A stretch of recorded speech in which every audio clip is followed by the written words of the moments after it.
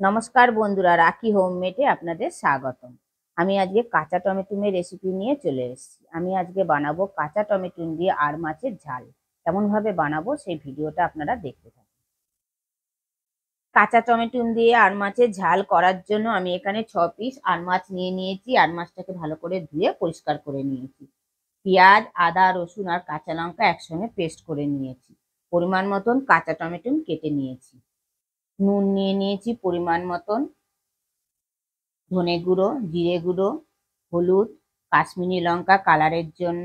ফোড়নে দেওয়ার জন্য নিয়েছি একটা পেঁয়াজ, গোটা জিরে, শুকনো লঙ্কা আর তেজপাতা। রান্নাটা আমি সর্ষের তেলে করব। প্রথমে আমি মাছটাকে নুন, হলুদ আর সর্ষের তেল মাখিয়ে নেব।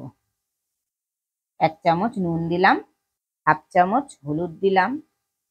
যেহেতু এটা আঁশ ছাড়া মাছ, মাছের গায়ে আমি সর্ষের তেল মাখিয়ে নেব, নাহলে মাছটা যখন আমি ভাজবো তখন আমার গায়ের মধ্যে তেল ছিটে আসবে। নুন, হলুদ আর সর্ষের তেল আমি একসঙ্গে মাখিয়ে রাখলাম আধ ঘন্টা।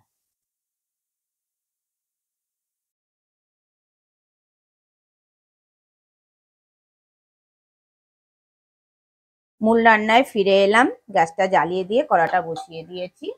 প্রথমে আমি মাছটাকে ভেজে নেব। কড়ার মধ্যে পরিমাণ মতো সর্ষের তেল দিলাম।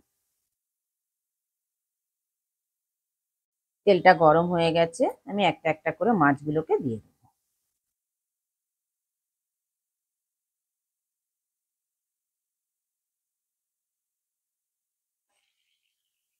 মাছটার 1 পিঠ ভাজা হয়ে গেছে, আরেক পিঠ উল্টে দিলাম।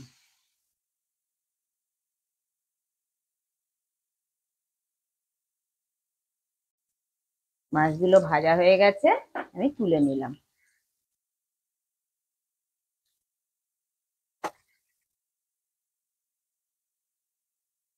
আর ওই একই তেলের মধ্যে ফোড়নে দিলাম একটা তেজপাতা, একটা শুকনো লঙ্কা আর হাফ চামচ গোটা জিরে। এবারে ফোড়নটাকে আমি 1 থেকে 2 মিনিট ভেজে নেবো, যতক্ষণ না ফোড়ন থেকে একটা সুন্দর গন্ধ বেরোয়। ফোড়নটাকে আমি ভেজে নিলাম 1 থেকে 2 মিনিট। ফোড়ন থেকে একটা সুন্দর গন্ধ বেরিয়েছে। এই সময় আমি একটা পেঁয়াজ কেটে রেখে দিয়েছিলাম, সেই পেঁয়াজটা দিয়ে দেবো। পেঁয়াজটা দিয়েও আমি ফোড়নটার সঙ্গে মিশিয়ে নিয়ে ভেজে নেবো, যতক্ষণ না পেঁয়াজের কালারটা চেঞ্জ হয়। পেঁয়াজটা ভেজে নিলাম, ফোড়নের সঙ্গে পেঁয়াজের কালারটা চেঞ্জ হয়ে গেছে। এবার যে আমি টমেটোটা কেটে রেখে দিয়েছিলাম, সেই টমেটোটা দিয়ে দিলাম। টমেটোটা দিয়েও আমি ফোড়নটার সঙ্গে ভালোভাবে মিশিয়ে নিলাম। ফোড়নটার সঙ্গে টমেটোটা ভালোভাবে মিশিয়ে নিয়ে আমি 2 মিনিটের জন্য ঢেকে দিলাম। 2 মিনিট পর ঢাকাটা খুলে দিলাম। করে দিয়ে আবার একটু নাড়াচাড়া করে দিলাম। করে দিয়ে এবারে যে আমি যে মশলাটা পেস্ট করে রেখে দিয়েছিলাম, পেঁয়াজ, আদা, রসুন, কাঁচা লঙ্কা, এই মশলাটা আমি দিয়ে দিলাম। মশলাটা দিয়েও টমেটোটার সঙ্গে মিশিয়ে নিলাম। মিশিয়ে নিয়ে 1 চামচ জিরে গুঁড়ো দিলাম, 1 চামচ ধনে গুঁড়ো দিলাম, কালারের জন্য 1 চামচ কাশ্মীরি লঙ্কা দিলাম, হাফ চামচ হলুদ দিলাম, 2 চামচ নুন দিলাম। দিয়ে এবার সব মশলা একসঙ্গে আমি কষে নেবো 3 থেকে 4 মিনিট, যতক্ষণ না পেঁয়াজ, আদা, রসুনের কাঁচা গন্ধটা যায়।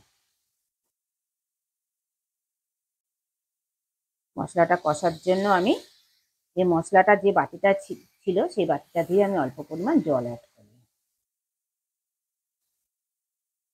সমস্ত মশলা আমি টমেটোটার সঙ্গে ভালোভাবে কষে নিলাম। মশলা থেকে তেল ছেড়ে দিয়েছে। মশলা থেকে তেল ছেড়ে দিলে ভাববেন মশলাটা ভালোভাবে কষা হয়ে গেছে। দেখুন বন্ধুরা, কত সুন্দর মশলাটা কষা হয়েছে। এবার আমি পরিমাণ মতন, টমেটোটা সেদ্ধ হওয়ার জন্য পরিমাণ মতন আমি জল অ্যাড করি।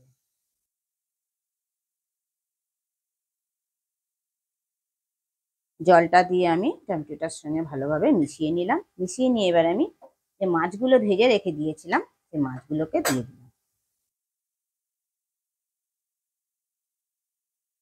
মাছগুলোকে দিয়েও আমি গ্রেভিটার সঙ্গে ভালোভাবে মিশিয়ে নিলাম, যাতে মাছের ফ্লেভারটা গ্রেভিটার মধ্যে আসে এবং টমেটোটাও তাড়াতাড়ি সেদ্ধ হয়ে যায়। সেই কারণে আমি 5 মিনিটের জন্য ঢেকে দিলাম। 5 মিনিট পর ঢাকাটা খুলে দিলাম। টমেটোটাও সেদ্ধ হয়ে গেছে, আমার মাছটাও হয়ে গেছে। এবারে আমি কিছুটা ধনেপাতা কেটে রেখে দিয়েছিলাম, ফ্লেভারের জন্য আমি ধনেপাতাটা দিয়ে দিলাম। ধনেপাতাটা অপশনাল, যার পছন্দ হয় দেবেন, যার পছন্দ হয় দেবেন না হয় সে দেবেন না। ধনেপাতাটা দিয়ে আমি মিশিয়ে নিলাম, দিয়ে গ্যাসটা অফ করে দিলাম। আরো 2 থেকে 3 মিনিট আমি স্ট্যান্ডিং টাইমে রেখে দিলাম। 2 থেকে 3 মিনিট স্ট্যান্ডিং টাইমে রাখার পর ফিরে এলাম। কাঁচা টমেটো দিয়ে আমার আন মাছের ঝালটা পরিবেশনের জন্য অলমোস্ট কমপ্লিট। দেখুন বন্ধুরা, দেখতে কতটা লোভনীয় হয়েছে, তাহলে খেতে কতটা সুস্বাদু হবে। গরম ভাতের সঙ্গে খেতে অসাধারণ লাগবে। আপনারা ঘরে অবশ্যই ট্রাই করবেন, করে আমাকে কমেন্টে জানাবেন কেমন খেলেন। ভিডিওটা ভালো লেগে থাকলে কমেন্টে অবশ্যই জানাবেন, লাইক আর শেয়ার করে দেবেন। আর আমার চ্যানেলের কেউ যদি নতুন বন্ধু হয়ে থাকেন, চ্যানেলটিকে সাবস্ক্রাইব করে দেওয়ার অনুরোধ রইল। পাশে বেল আইকনটা প্রেস করে দেবেন নতুন নতুন ভিডিও দেখার জন্য।